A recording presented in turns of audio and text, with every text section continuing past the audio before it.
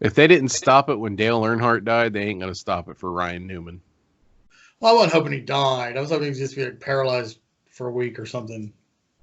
See, this should all be on the show.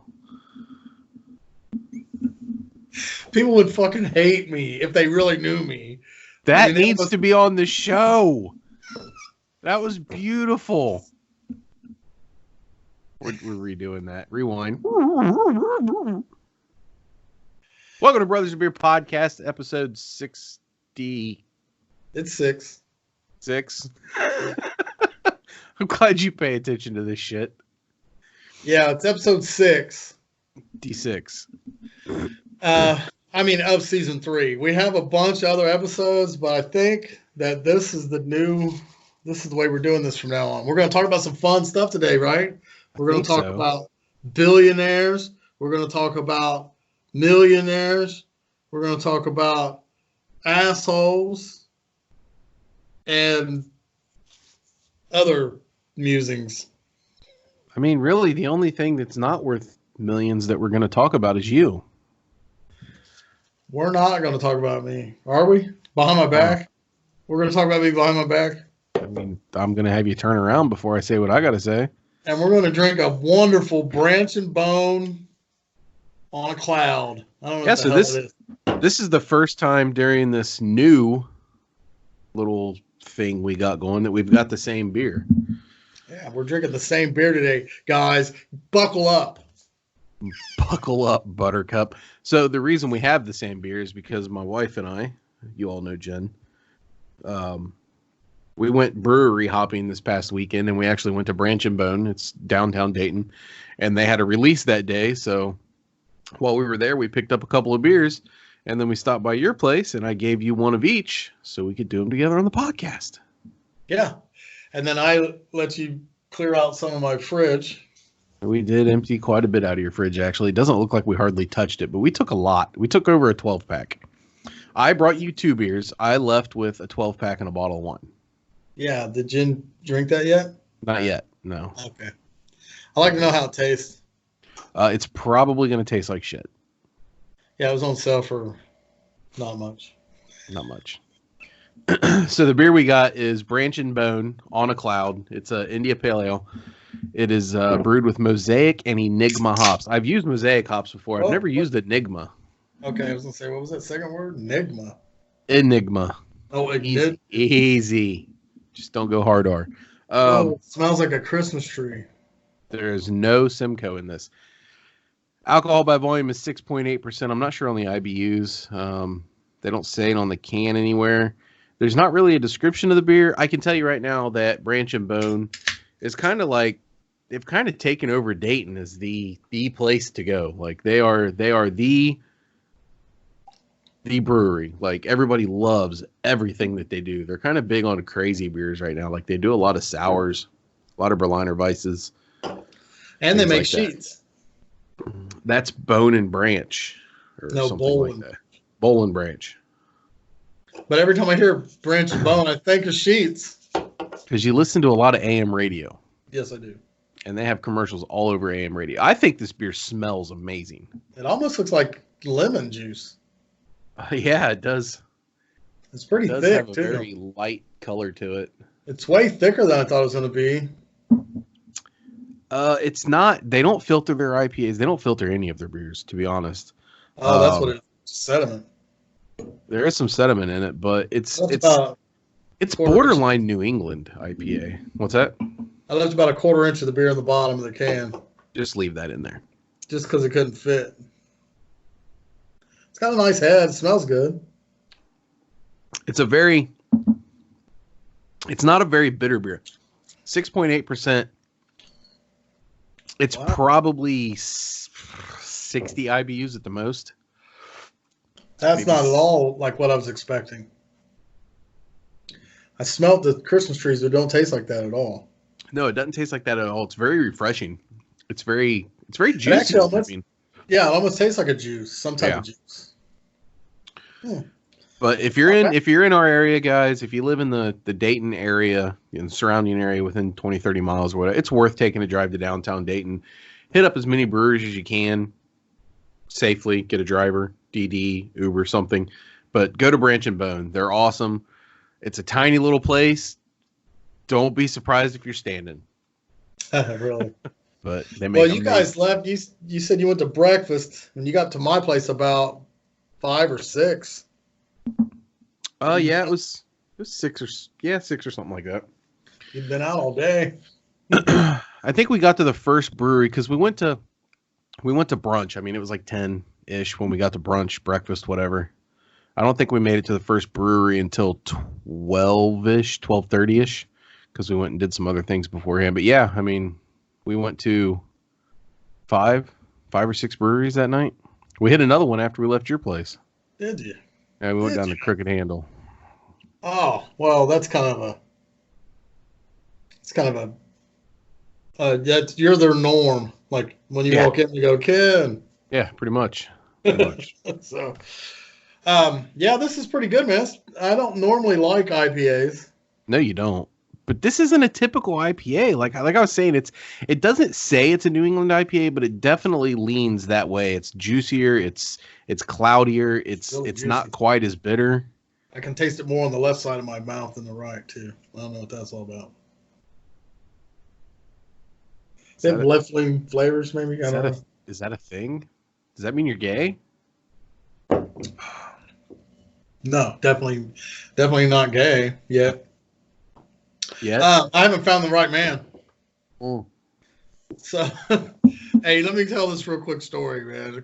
First of all, I don't think a gay guy would like me at all because he could see my inner heart is black and I'm full of rage and hate. And I don't really, most of the time I feel really happy. I feel like I'm in a good mood and shit, but it's always sitting right back there in the back of my mind. So I pull up to a customer today, and as I'm pulling in, there's another truck backing into the dock. And so I grab my paperwork and do my computer. And by the time I get out of my truck, I'm walking to the door, and he's behind me walking the same way. So I go to hold the door open for him, as I'm going in. And as I'm looking back, I see he's not coming in. He's going to put a chock on his tire. So I go ahead and go in, and the door closes. And I'm doing my paperwork while I'm in there and stuff. And then he comes in, and when he comes in the door, he goes, "Thanks." And I said, "For what?" He goes, "Well, you was going to hold the door open for me." I said, "Yeah, I was, but then I saw you went and chocked your tire." And he was like, "Yeah." And I go, this is the asshole with me, man. I'm a fucking dick. I was like, "What, do you want me to hold the door open for you anyways? Well, you want me to wait on you?" He was like, "No, I was just saying thank you because you were going to hold the door open." So I automatically just think everybody's a piece of shit or something. But it was me.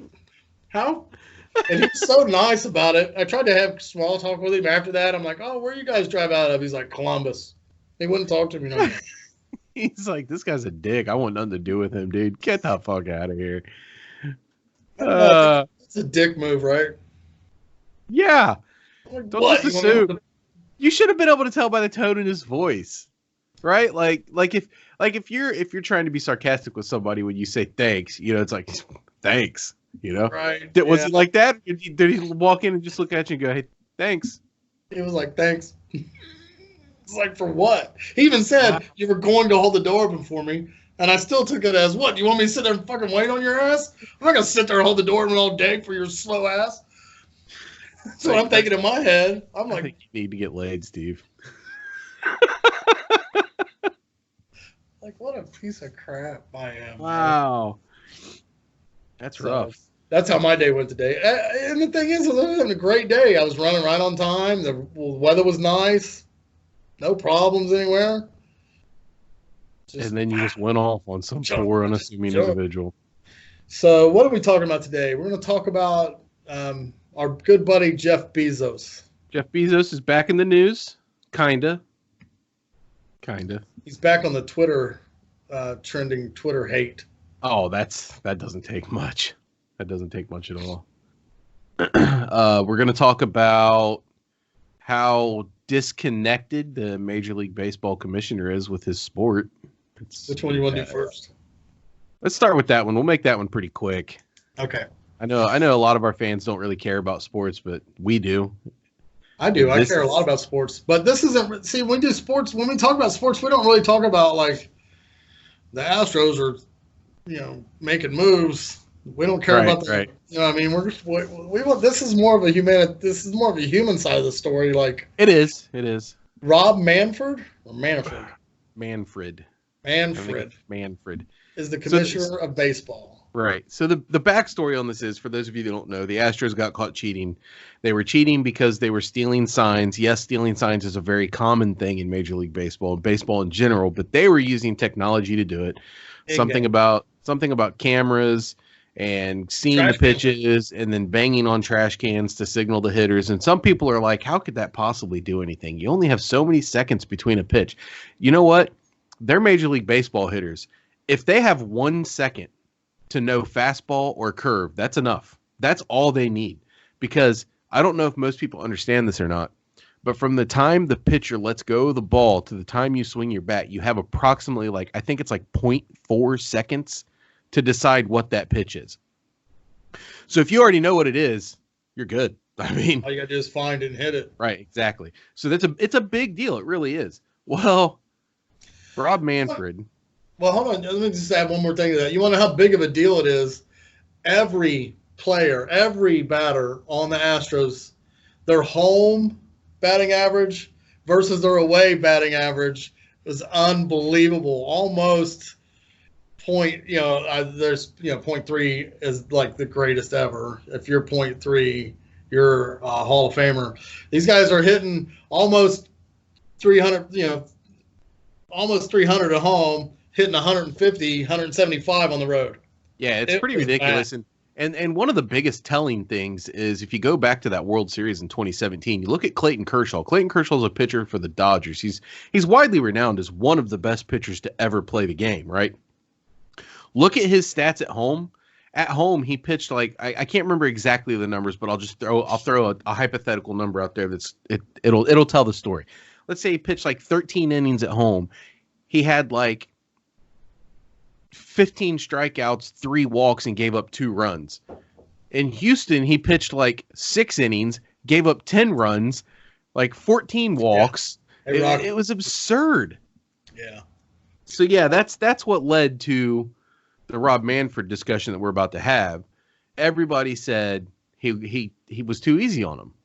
He didn't punish the players at all. He suspended the GM and the coach, the manager for the Astros, for a year. They eventually got fired by the team.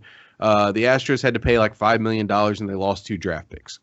And he gave the players complete immunity so they could talk. Right. But not like it wasn't stipulated like if you talk, you get immunity. They gave them all a blanket immunity. Right. Gave them all whether they talked immunity. or not. So there's a lot of people out there that said, you really want to make teams stop doing this? Because right now players are like, well, fuck, nothing's going to happen to me. I'll do it. Why not? They said, right. You should have taken the World Series away from them. Well, Rob Manfred's response to that, if you don't know what the World Series trophy is, look it up. It's pretty insane. It's basically a circular base. It looks like a baseball field, and it's got a pennant, a flag around the outside for each team in baseball. It's huge. I mean, it's this massive trophy. Well, Rob Manfred came out and said it would be kind of short-sighted to think that taking away a hunk of metal from a team means anything. He called the World Series trophy a hunk of metal. A hunk of metal. Now, he's been absolutely destroyed for this by players. Oh, yeah. They're just... Well, first of all, they're players on every other team are mad that the players on the Astros didn't get any punishment. They don't understand it. Oh, they're going to take care of the punishment themselves now, dude. It's going to be bad. Yeah. And then second of all, I understand what he's saying, but he said it the most awkward, weirdest way you possibly could say it, but I understand what he's saying. Like, we're still going to know they won the World Series. We're still going to know they cheated. You can take the trophy away if you want. It's not going to change anything. I get what he's saying. Right. But what he made it sound like to me was this trophy that you guys bust your ass for all year long means absolutely nothing. Who cares? Right, exactly. It shows how disconnected he is with the sport that he's the commissioner of. Like, if the NFL commissioner, Roger Goodell, if Roger Goodell was to say that, About the Lombardi? About the Lombardi. They already hate him. Everybody hates him. He would be crucified. Oh my God. Yeah, but if the commissioner for the NBA, Adam Silver said that, they'd have pat him on the back and say, "You're a revolutionary." I don't know about that. They guy do can love do him, anything. but I don't think he could get away with that. Even He's like, I don't care if my players smoke crack. Okay, go ahead. But no, I mean, it's just crazy, man. It's insane that somebody that leads an organization like the MLB can be that disconnected. Like, I mean, it's just crazy to me. Maybe he's just not a public speaker. Maybe he's better at managing things. I don't know. What is his job? He's not that good at managing things either. I mean, the shit that he's coming up with to save baseball is ridiculous. I'm not even going to get into that. I could literally spend the next 2 hours talking about the stupidity in baseball right now. We're going to put a pitch clock on. Yeah, right. It's not even that. I mean, it's his playoff ideas he's talking about and stuff. I mean, you guys are gonna have to look it up because seriously, I know you don't want to hear about baseball, and I am passionate about baseball. It's one of my favorite sports. It always has been. That's something that I could literally talk about for hours. So I'm not gonna get into that. But yeah, I mean, he is completely disconnected with the game that he is in charge of. He's completely disconnected with the players. He needs to go. He does. I mean, they need somebody else. When I heard the talk shows just ripping him, man, they're just tearing him apart for this thing. I was like, this guy has to know that do you think he's going to come out of his house? I don't know, man. I mean, he made an apology, but it doesn't matter. My God. The only time you can apologize for things and get away with it is if you're a Democrat. That's true. Sorry, Democrats. That was a joke. It was just a joke. Was it though? Listen. Okay. So speaking of Democrats out of touch. Oh. It's funny because the people that are mad about what we're about to talk about are Democrats, and the guy that they're mad at is a Democrat. Yeah, but I'm thinking they're just out of touch. They don't understand what it's like to be a billionaire. I mean, you have to know what it's like to be a billionaire. It's hard on us. It's hard on us. I mean, you have to send other people out to buy your groceries and stuff. You have to lay in bed while they cook your meals. It's tough. It's hard to be a billionaire, man. But go ahead. Go ahead. No, you go ahead. I don't know the story as well as you do. Oh. Well, for those of you that don't know what we're talking about already, Jeff Bezos is back in the news. For doing awful, horrible things, right? Absolutely horrible things. Just like when he donated $668,000 $1 million Australian dollars to stop the wildfires in Australia. And ironically enough, right after he donated, it rained. So maybe he did. He bought the rain. Stop it. He's back in the news and back at having people mad at him because he only donated $10 billion to climate change. Only. $10 million is a lot of money. But billion with a B. He donated $10 billion. Billion with a B. Wait, I have a climate change company. I'm working hard to try to change the climate. I need the funds. I need donations. Who are you giving $10 billion to? God? I'm not exactly sure where the money went, but he donated. Mother Nature, here's $10 billion. What are you paying? He donated $10 billion for climate change research, and people are mad at him because he still has $60 billion. Who needs $60 billion? That's a great question. This shit's mind blowing to me, dude. Like, Jeff Bezos is so rich. This man got divorced and was still the richest man in the world. Actually, he dropped to like fourth. Oh, he got divorced, but his wife became seventh. His ex-wife. He was so rich his wife could take half his money, and they both became the top 10 richest people in the world. Jesus. But no, seriously, like, how can you get mad at somebody for that? Like, I get it. The dude's worth a bunch of money. He's worth unfathomable amounts of money. I get it. But he doesn't have to give any of it to anyone. Right. And $10 billion is you can't even imagine how much money that is. That's an unimaginable amount of money. I don't think people realize that. I really don't. I don't think people realize how much money $10 billion actually is. Okay. $10 billion.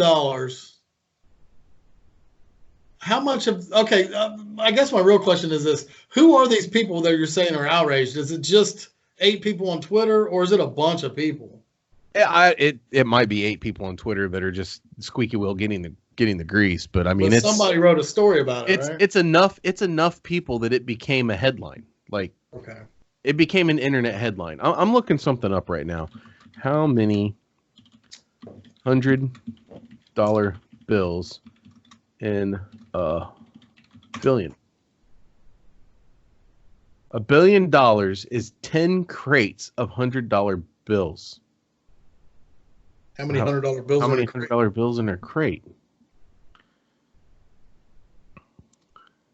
Talk. Okay, I saw this one time. $1 million. If you had $1 million, and each dollar was a second, $1 million equals like 17 days. $1 billion equals like 35 years or some shit, 34 years, and that's a dollar a second. I mean, that's the difference in $1 billion and $1 million is unfathomable. It's hard. The hardest. It's so hard to become a billionaire. I've had trouble. I've had a lot of trouble becoming a billionaire. So, and I don't have any rap albums out or nothing. I didn't sell Beats. The headphones. Yeah. So a crate.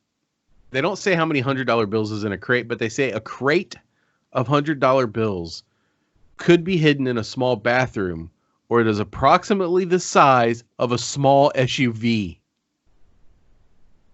Whose bathroom is as big as an SUV? I don't know, but this dude has he donated 10 SUVs worth of money. No, $100 billion is 10 crates. He donated 100 small SUVs. Size of money. Yeah. Let me see. I'm gonna figure it out. You don't know how to use Google. I didn't care that much. But yeah, I mean, that's how out of touch these people are. And take it even further than that, how out of touch anti-capitalists are. I loved that thing you posted about the rapper rapping about how terrible capitalism is while he's selling seats for a concert at $125 a pop. Who was that? Oh, that's Rage Against the Machine. Rage Against the Machine. Okay. Yeah. They are anti-capitalist, they're anti-establishment, they rage against the machine, and they sell their tickets. They have a reunion tour coming up. It's starting at $125. That's starting price. That's in the door. That's not great seats or whatever. Yeah, capitalism. Everybody. I was thinking about that today. Everybody that bitches about capitalism is rich, and they got rich off of capitalism. We're having a debate tonight, which by the time you guys see this, it'll be either yesterday or the day before, or maybe 8 days. But this stage is going to be full of millionaires trying to attack a billionaire. I was going to say, one billionaire. And telling this billionaire how evil he is, while these millionaires are so far above what I'll ever be. I mean, it's hilarious to me. And every one of them is white, and they might as well all be guys. I just don't understand the Democrat Party. These are the people you're chosen to vote for? They talk all that shit all year long about how racist I am and how much I love rich people and how I'm homophobic, xenophobic, all the phobics. I'm all the phobias. And then these are the people you guys are voting for? I'm done with you guys. You cannot complain about anything a Republican does anymore, especially if you nominate the rich guy. What's his name? Well, see, Bloomberg. Here's the funny thing, though. Bloomberg's going to get the nomination. Oh, he's going to buy it. He's already bought it. The DNC is going to give it to him, because how else do you beat a white rich guy from New York? You put up a richer guy from New York against him. And this guy used to be a Republican. Yeah. Well, he said he was a Republican when he wanted to run for mayor. He's never been a real Republican. No.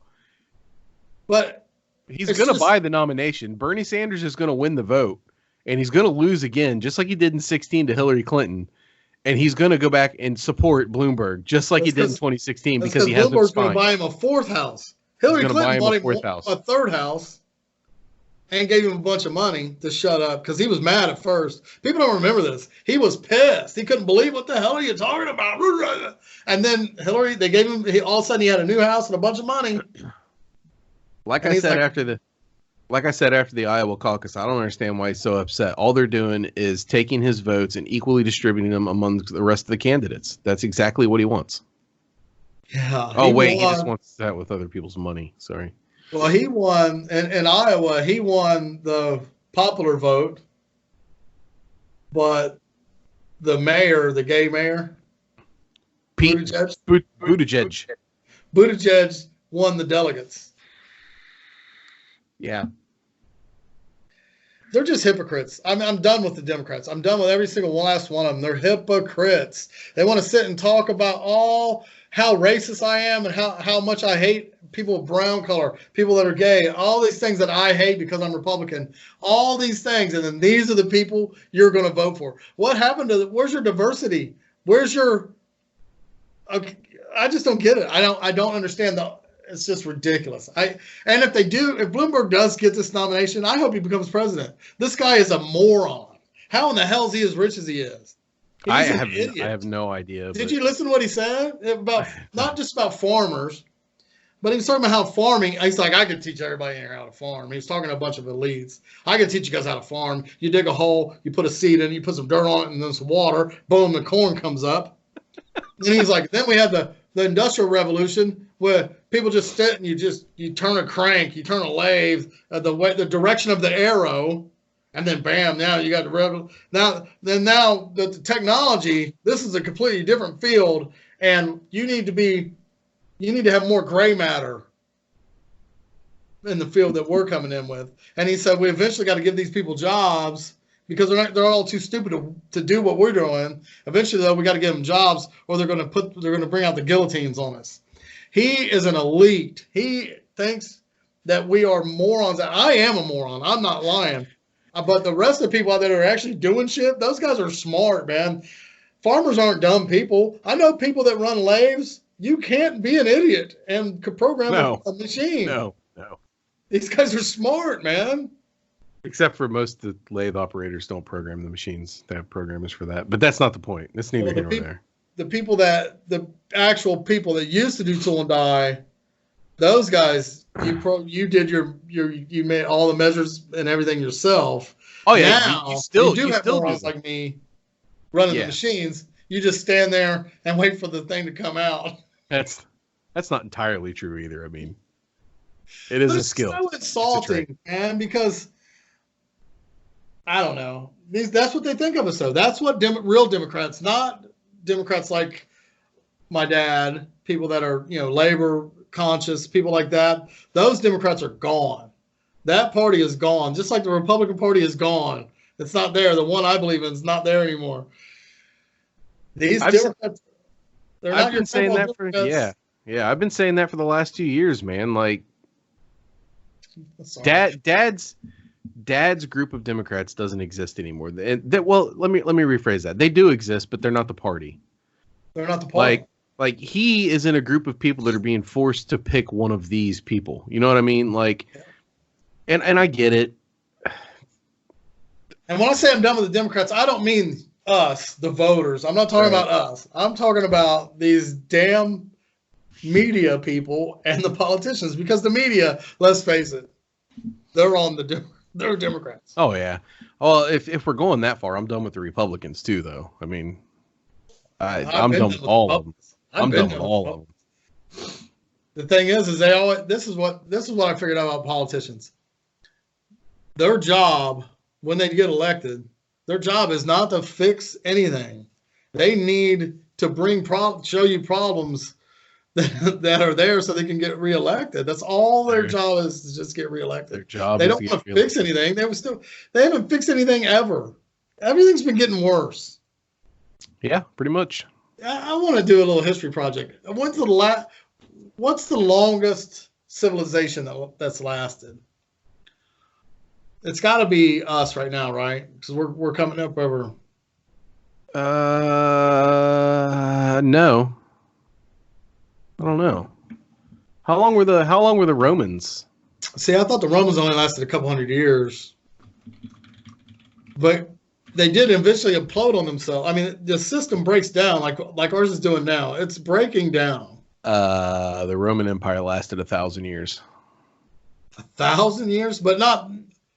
No, I don't think it was the. Are you sure? The Roman Empire was one of the greatest and most influential civilizations in world history. It began in the city of Rome in 753 BC and lasted for well over 1,000 years. During that time, okay, Rome grew to rule much of Europe, West Asia, and North Africa. Yeah, and that's where we get most of our government system from. Everybody really does. Yeah, but it's falling apart, man. In the grand scheme of things, we're still a very, very young country. We're a very young superpower. Yeah, but we've exhausted all of our avenues. There's nowhere else to go. Oh, I thought you were going to say we exhausted all of our natural resources. Fucking liberal. No, there's plenty of that. We're hoarding that for when everybody else runs out. It's great. I love it. I want to start getting into conspiracy theories, man. I'm down. I am down. Can we start with 9/11? Yes. Well, that one's so personal to me. Why is it personal to you? You weren't there. I watched it on TV. So did I. I was high as a kite. I was at work. Where were you at? I had just got home from work. I was working third shift. I was sitting on the couch playing a video game, eating a bowl of cereal. And my roommate's mom called and said, "You need to turn on the TV." And I was like, "I don't want to turn on the TV. I'm playing a game." She's like, "No, you need to turn on the TV." And I'm like, "Why? I don't want to." She's like, "Turn on the damn television."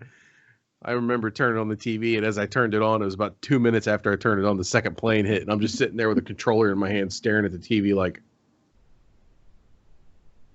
I'll tell you what, we can do the 9/11, but we can't do it next. It can't be our first one. That's going to take a lot of research.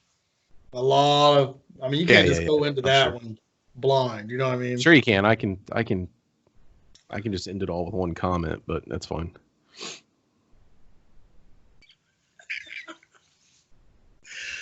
But I think I'm down, dude. Okay, I'm into conspiracy. We can start a little series. We can just start doing some types of conspiracy things. I do think that the one thing that our viewers hate worse than sports is politics, and we covered them both tonight. I love it. That's not true. Our last politics podcast, it got like 200 something views. That's true. I wish you sons of bitches would go and listen on Buzzsprout though too, man. Watch the video, see how stupid we look, and then go listen to it and see how bad it sounds. Sounds great on there. Oh, okay. I'm changing some stuff. I'm trying to write a new song. Maybe not a song, but a new opening. You know what I mean? Yeah. Because Rage Against the Machine, they said they want their money. Well, hit up Rage Against the Machine. I mean Beastie Boys. Hit up our nephew and get him to finally make a beat for us.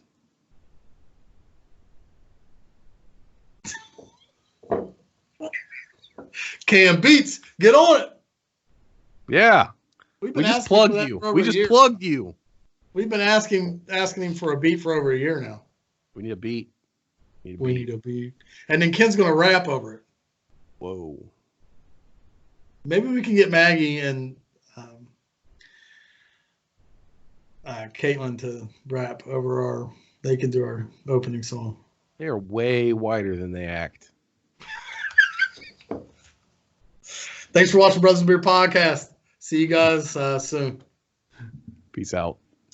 Wider than they